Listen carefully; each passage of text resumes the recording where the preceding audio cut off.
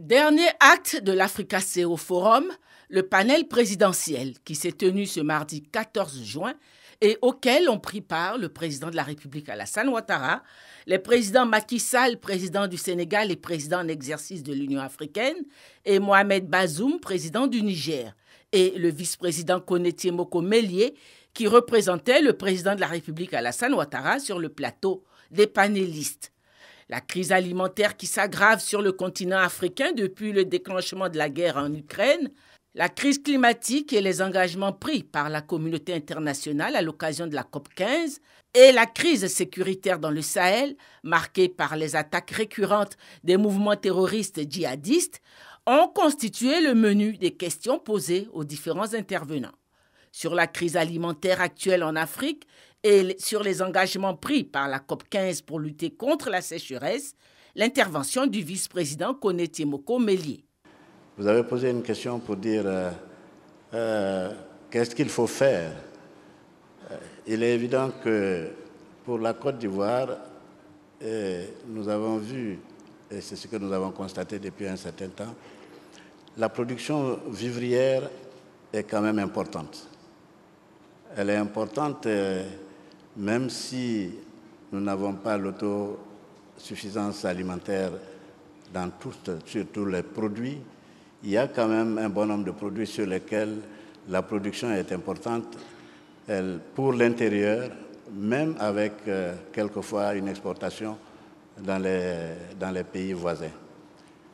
Mais le problème, c'est que ces productions connaissent une saisonnalité qui font que la disponibilité à tout moment n'est pas garantie.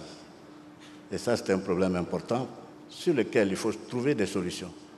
La solution la meilleure et celle qui est actuellement mise en œuvre, envisagée et mise en œuvre par le gouvernement, c'est de faire de telle sorte qu'il y ait une maîtrise plus grande et que cette saisonnalité soit plus ou moins arrêtée.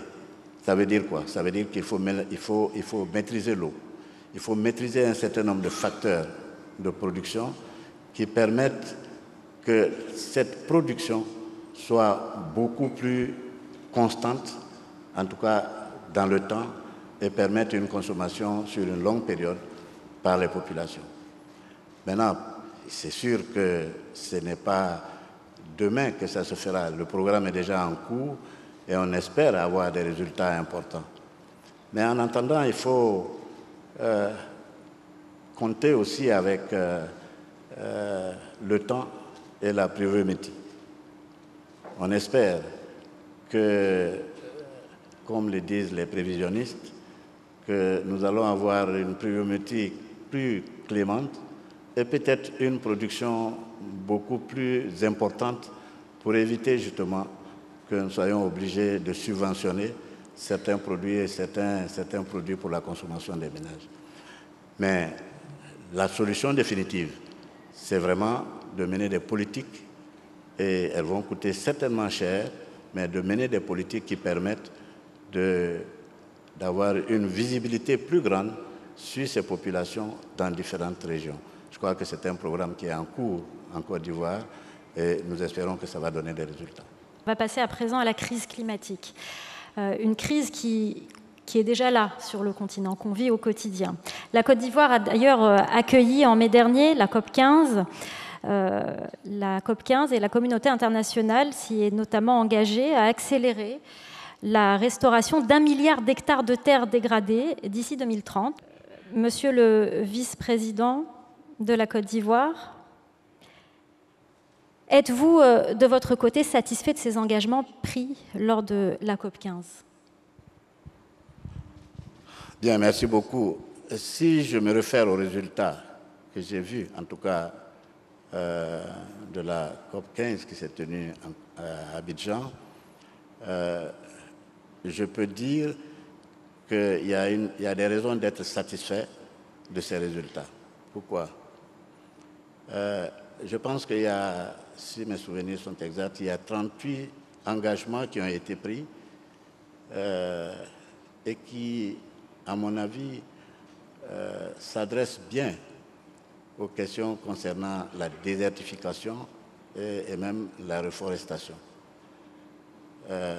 C'est vrai qu'il est dit que ce n'est pas suffisant parce que tout simplement, certains auraient préféré qu'on aille un peu plus loin dans la recherche de ces solutions.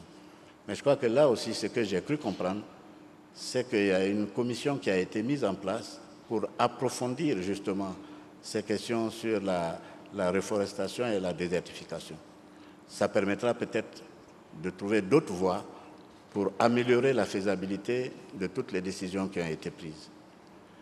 Je pense aussi qu'il ne faut pas non plus se baser sur seulement le problème des engagements, parce que la COP 15 d'abord a été précédée par un sommet des chefs d'État et qui a validé et qui a mis en place l'accord d'Abidjan.